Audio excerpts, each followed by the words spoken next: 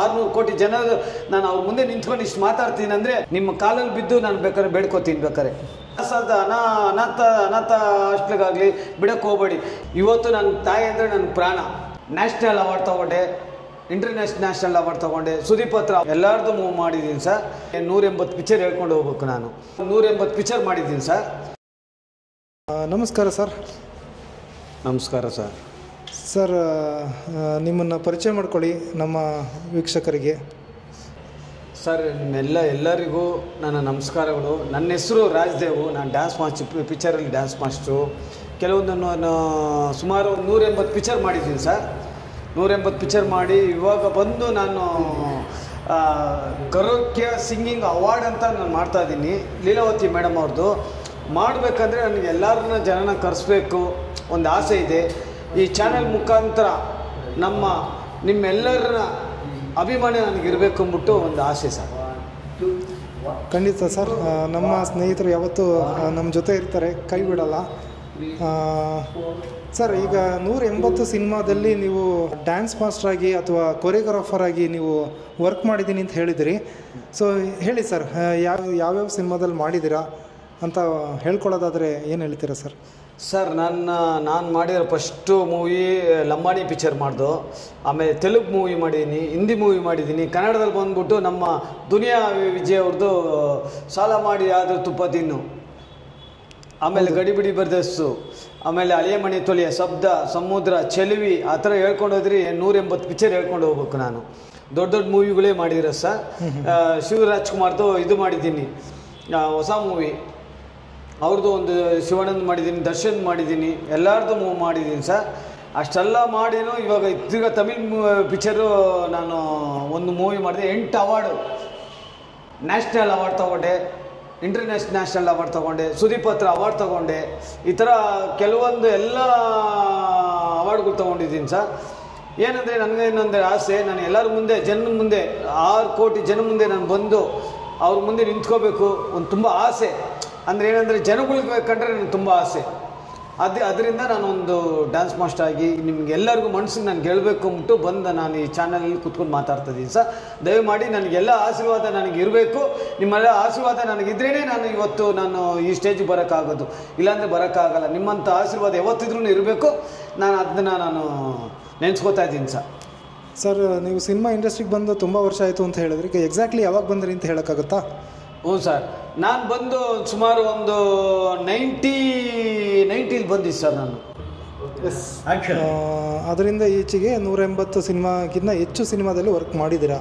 180 picture ಮಾಡಿದ್ದೀನಿ sir. ಇದುವರೆಗೂ 4 picture direction ಮಾಡಿದ್ದೀನಿ, 4 ಪಿಕ್ಚರು. ಆಮೇಲೆ ತಮಿಳು, ತೆಲುಗು, ಹಿಂದಿ, ಮಲಯಾಳಿ ಎಲ್ಲ ಆಲ್ರೌಂಡ್ ಭಾಷೆಯಲ್ಲೂ ನಾನು ಮಾಡಿದ್ದೀನಿ ಸರ್. ಆಲ್ರೌಂಡ್ ಭಾಷೆಯಲ್ಲಿ ಮಾಡಿದ್ದೀನಿ. ಇವಾಗೂ ನಾನು ತಮಿಳ್ ಮೂವಿಲಿ ಇವಾಗ ಅವಾರ್ಡ್ ಬಂದಿದೆ. ತಿರ್ಗಾ ಅವ್ರು ಏನು ಮಾಡಿದ್ದಾರೆ, ತಿರ್ಗಾ ನನ್ನ ಕರೆದು ನನಗೆ ಚಾನ್ಸ್ ಕೊಟ್ಟು ತಿರ್ಗಾ ನಾನು ಮಾಡಿಸ್ತಾ ಇದ್ದಾರೆ. ಅವ್ರಿಗೂ ನಮ್ಮ ಶಿವ ಅವ್ರಿಗೂ ನಾನು ಧನ್ಯವಾದ ಹೇಳಬೇಕು. ಯಾಕಂದರೆ ಅವ್ರು ನನಗೆ ಚಾನ್ಸ್ ಕೊಟ್ಟಿದ್ದಾರೆ, ಇವತ್ತು ಅವಾರ್ಡ್ ಕೊಡಿಸಿದ್ದಾರೆ. ಅವ್ರಿಗೂ ನಾನು ಅಭಿನಂದನೆ ಹೇಳಬೇಕು ಅಂತ ನಾನು ಇಷ್ಟಪಡ್ತೀನಿ ಸರ್. ಎಲ್ಲ ಜನಗಳಿಗೆ ಅದೇ ಕೇಳೋದು, ಪ್ರತಿಯೊಂದು ಚಿಕ್ಕವರಾಗಲಿ ದೊಡ್ಡವರಾಗಲಿ ಒಬ್ಬ ಕಲಾವಿದನ್ನ ನೀವು ಹೆಚ್ಚಿಸೋದು ನಿಮ್ಮ ಕೈಲಿದೆ, ನಮ್ಮ ಕೈಲಿಲ್ಲ. ನೀವು ಯಾವತ್ತು ಓಕೆ ಅಂತೀರ, ಯಾವತ್ತು ಸ್ಟೇಜಿಗೆ ನಾನು ಆ ಮಟ್ಟಕ್ಕೆ ಬರೋಕ್ಕೆ ನಾನು ಸಾಧ್ಯ. ಇವತ್ತು ನಾನು ಆ ಮಟ್ಟಕ್ಕೆ ಬಂದಿದ್ದೀರಿ ಅಂದರೆ ಜನನೇ ಕಾರಣ. 600 ಕೋಟಿ ಜನ ನಾನು ಅವ್ರ ಮುಂದೆ ನಿಂತ್ಕೊಂಡು ಇಷ್ಟು ಮಾತಾಡ್ತೀನಿ ಅಂದರೆ ಅವ್ರಿಗೆ ನಾನು ತುಂಬ ಥ್ಯಾಂಕ್ಸ್ ಹೇಳಬೇಕು ಅಂತ ನಾನು ಇಷ್ಟಪಡ್ತಾ ಇದ್ದೀನಿ ಸರ್. ಒಳ್ಳೆಯದಾಗಲಿ ಸರ್. ಸೊ ನೀವು ತುಂಬ ಸೇವೆಯನ್ನು ಸಲ್ಲಿಸಿದ್ದೀರ ಕನ್ನಡ ಚಿತ್ರರಂಗ ಮತ್ತು ಸೌತ್ ಚಿತ್ರರಂಗಕ್ಕೆ, ಸೌತ್ ಸಿನಿಮಾ ಇಂಡಸ್ಟ್ರಿಗೆ ತುಂಬ ಸೇವೆಯನ್ನು ಸಲ್ಲಿಸಿದ್ದೀರಿ ಅಂತ ಹೇಳ್ತಾ ಇದ್ದೀರಾ. ನಿಮಗೆ ಎಲ್ಲ ಅಭಿಮಾನಿಗಳು ಕೂಡ ಆಶೀರ್ವದಿಸಲಿ, ಒಳ್ಳೇದು ಮಾಡಲಿ, ಒಳ್ಳೇದಾಗಲಿ, ದೇವರು ಕೂಡ ಒಳ್ಳೇದಾಗಲಿ ಅಂತ ನಿಮಗೆ ಹರಿಸ್ತಾನೆ. ಸೊ ಮತ್ತು ಸರ್, ಬೇರೆ ಏನಾದರೂ ವಿಷಯ ನಿಮ್ಮ ಫ್ಯಾಮಿಲಿಗೆ ಸಂಬಂಧಪಟ್ಟಂತೆ ಏನಾದರೂ ಹೇಳೋದಾದರೆ ಏನು ಹೇಳ್ತೀರಾ ಸರ್? ಸರ್, ನನ್ನ ಫ್ಯಾಮಿಲಿಗೆ ಸಂಬಂಧಪಟ್ಟಿದ್ದಂದರೆ ಇವತ್ತು ನಾನು ನಂಬಿರೋದು ತಂದೆ ತಾಯಿ. ಇವತ್ತು ನಾನು ತಾಯಿನ ಸೇವೆ ಮಾಡ್ತಾ ಇದ್ದೀನಿ. ಅವರಿಗೆ ಇವಾಗ ನಮ್ಮ ತಂದೆ 94 ವರ್ಷ, 2 ವರ್ಷ ಆಯಿತು ನಮ್ಮ ತಂದೆ ತೀರೋಗಿ. ನಮ್ಮ ತಾಯಿಗೆ ಇವಾಗ 88 ವರ್ಷ ಸರ್. ಇವತ್ತು ನಾನೇ ನಮ್ಮ ಮನೆಯಲ್ಲಿ ನಮ್ಮ ತಾಯಿನ ನೋಡ್ಕೋತಾ ಇದ್ದೀನಿ. ಇವತ್ತು ನನ್ನ ತಾಯಿ ಅಂದರೆ ನನ್ನ ಪ್ರಾಣ. ನನಗೆ ತಾಯಿ ಒಡೆದು ಬಂದಿರೋದು ಕಪಾಲಮ್ಮ ತಾಯಿ. ಆ ತಾಯಿಯಿಂದ ನಾನು ಇವತ್ತು ನಾನು ಮನೆಯಲ್ಲಿ ಇವತ್ತು ನಾನು ಕಷ್ಟನೋ ಸುಖನೋ ಇವತ್ತೇನೋ ಒಂದು ಮಾಡಿಕೊಂಡು ನಮ್ಮ ತಾಯಿನ ಸಾಕಬೇಕು ಅಂದ್ಬಿಟ್ಟು ಇವತ್ತು ಈ ಸ್ಥಾನದಲ್ಲಿ ನಿಂತ್ಕೊಂಡಿರಂದರೆ ನಮ್ಮ ತಂದೆ ತಾಯಿ ಇವತ್ತು ನಾನು ಅವರಿಗೆ ಎಷ್ಟು ಹೇಳಿದ್ರೂ ಸಾಲಲ್ಲ. ಯಾಕಂದರೆ ಅಷ್ಟು ನಮಗೆ ಆಸೆ ನನಗೆ ನಮ್ಮ ತಂದೆ ತಾಯಿ ಕಂಡ್ರೆ. ಇವತ್ತು ಅವ್ರು ಉಡ್ಸಿದ್ದಕ್ಕೆ ಇಷ್ಟು ಇವತ್ತು ಮೀಡಿಯಾದ ಮುಂದೆ ನಾನು ಮಾತಾಡ್ತೀನಿ ಅಂದರೆ ಅವ್ರು ಉಡ್ಸಿ ನಾನು ಇಷ್ಟು ಬೆಳೆಸಿದಕ್ಕೋಸ್ಕರ ನಾನು ಮಾತಾಡ್ತಾ ಇದ್ದೀನಿ. ಯಾಕಂದರೆ ಅವ್ರು ಮರೆಯೋಕ್ಕಾಗಲ್ಲ. ಯಾಕಂದರೆ ಅವ್ರು ಮರ್ತುಬಿಟ್ರೆ ಜನ ಮನುಷ್ಯನೇ ಅಲ್ಲ.